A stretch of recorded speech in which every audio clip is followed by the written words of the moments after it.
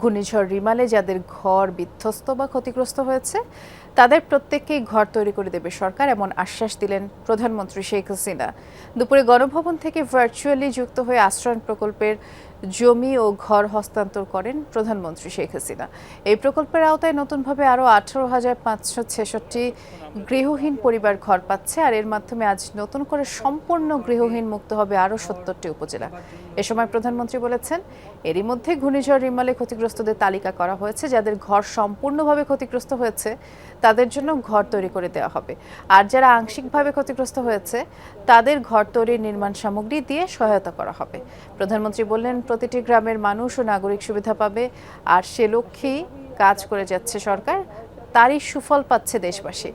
বাংলাদেশের জনগণ কোনো অংশেই পিছিয়ে থাকবে না উল্লেখ করে সরকার প্রধান বললেন, কারো কাছে হাত পেতে নয়, নিজেদের সম্পদের যথাযথ ব্যবহারের মাধ্যমেই মাথা উঁচু করে চলবে বাংলাদেশ। ঘর দেবার জন্য রেল ব্রিজ সবকিছু ধ্বংস।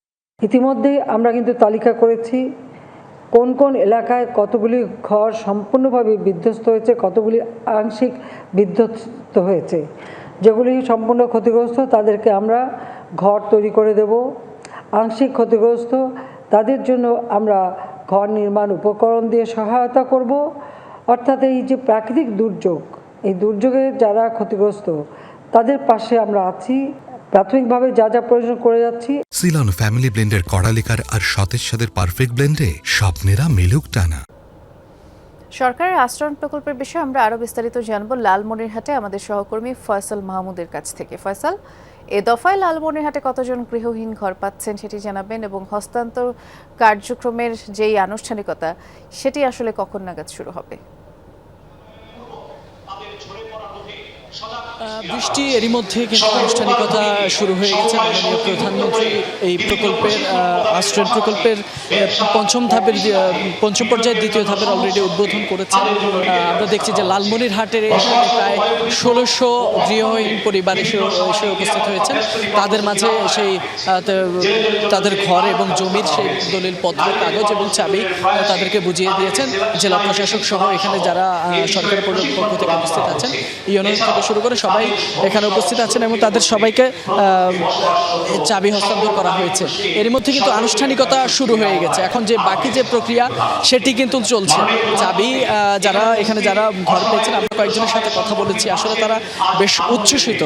কারণ এতদিন যাদের মাথা গোঁজার ঠাঁই ছিল না, সে জায়গায় এখন তাদের ঘর হয়েছে, জমি হয়েছে। মাননীয় প্রধানমন্ত্রীও সেটির উপরে গুরুত্ব দিয়েছেন যাতে তারা তাদের যে 2 শতক জমি দেওয়া হয়েছে সেটি সদ্ব্যবহার করেন, সেখানে যাতে চাষাবাদ করে নিজের আত্মনির্ভর হয়ে ওঠেন, সেই জায়গায় প্রধানমন্ত্রী তাদেরকে তাগিদ দিয়েছেন। বলা যায় যে শুধুমাত্র যে লালমনিরহাট তেমনটি কিন্তু নয়। বৃষ্টি আজকে কিন্তু প্রায় সারা দেশেই প্রায় 18,500 বেশি গৃহহীন এবং ভূমিহীন মানুষদের মাঝে কিন্তু ঘর বিতরণ করা হয়েছে। এই ঘর বিতরণের মধ্য দিয়ে কিন্তু সারা দেশে প্রায় 464টি উপজেলা গৃহহীন মুক্ত হয়েছে। বৃষ্টি শুনছিলাম। ধন্যবাদ ফয়সাল।